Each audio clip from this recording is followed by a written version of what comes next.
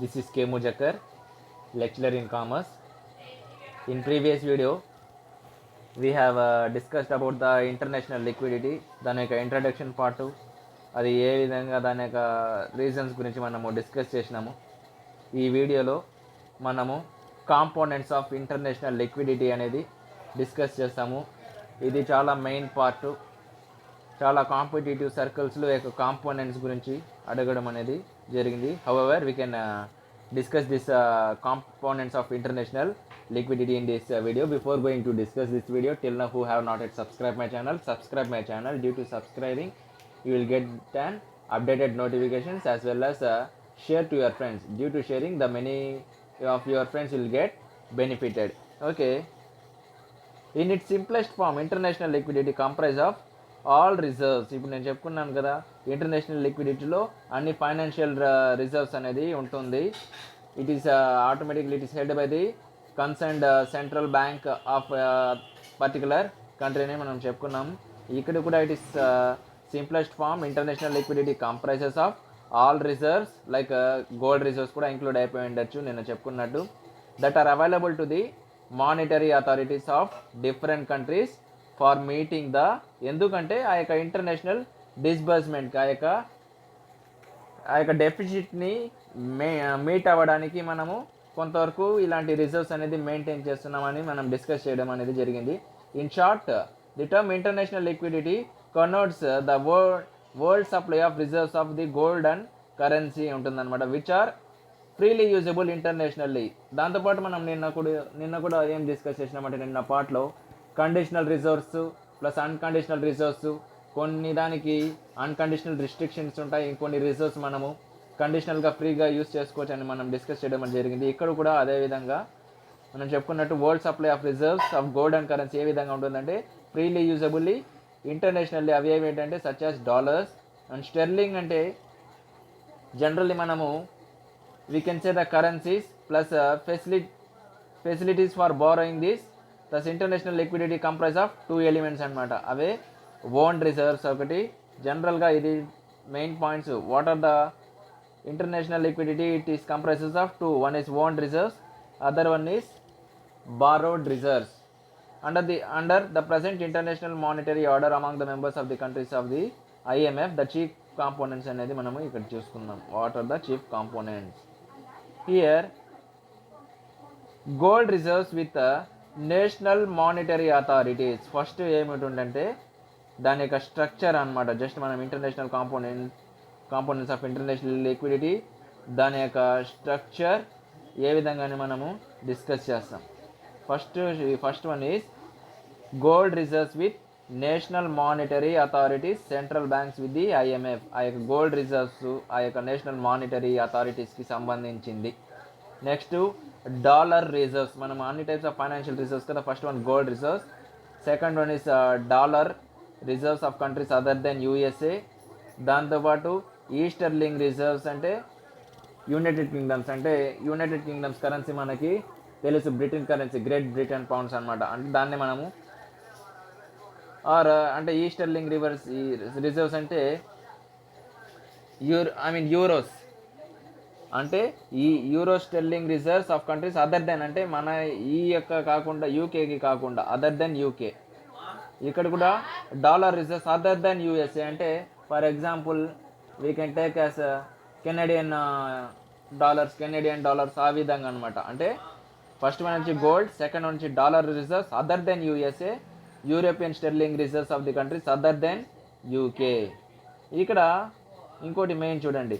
It should be noted that items 2 and 3 like dollar reserves కానీ euro sterling reserves are regarded as key currencies of the world. And there మనకు తెలిసిందే, of course it is a maintaining a main key currency. అందుకని వీటిని అన్నిటిని ఇప్పుడు gold reserves ఎక్కడ maintain చేస్తున్నాము? నార్మల్గా అయితే పెద్దగా every central bank has maintaining certain type of reserves of course. But dollar plus ఈ ఈస్టర్లింగ్ రిజర్వ్స్ అనేది నార్మల్గా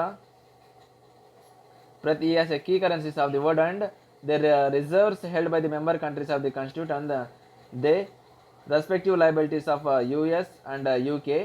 More recently, స్విస్ కూడా జాయిన్ అయిందనమాట. CHF Swiss currency, Swiss francs and German marks also have been recorded as key currencies. Later on ఇది కూడా add అవ్వడం అనేది జరిగింది.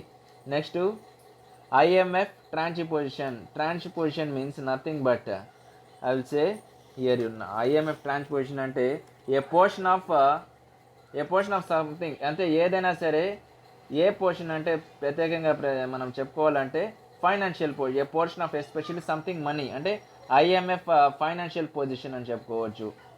Which represents the drawing potential of the IMF members. Then ఇంకా ఏమేమి చెప్పుకోవాలంటే ఇందులో credit arrangement like bilateral and multilateral క్రెడిట్కి సంబంధించి between countries such as swap agreements. మీకు ఆల్రెడీ స్వాప్ అగ్రిమెంట్స్ గురించి మీకు చెప్పినాను ప్రీవియస్ వీడియోస్లో. దాని యొక్క క్లాసిఫికేషన్స్ కూడా మీకు డిస్కస్ చేయడం అనేది జరిగింది. Like agreement between 2 persons for the exchanging of the cash flows. దాంతోపాటు ఇంకేమున్నాయంటే 10 ఆఫ్ ది ప్యారిస్ క్లబ్. అంటే first of all we should know what is mean by Paris club here. Paris Club is an informal group. Note down my dear students here in your notes. Paris Club is an informal group of creditor nations. ఇది ఒక informal group అనమాట. దేనికి? Creditor నేషన్స్కి. దీని యొక్క main objective, whose objectives to find workable solutions to payment problems. ఏదన్నా ఇది ఏం చేస్తుందంటే దీని యొక్క ముఖ్య ఆబ్జెక్టివ్ ఏమిటంటే ఏదైనా పేమెంట్ ప్రాబ్లమ్స్లో ఏమైనా రిస్కీ ఇక డెటార్ నేషన్స్. ప్యారిస్ క్లబ్ అనేది ఒక ఇన్ఫార్మల్ గ్రూప్ అనమాట. Note down my dear students here, it is main one.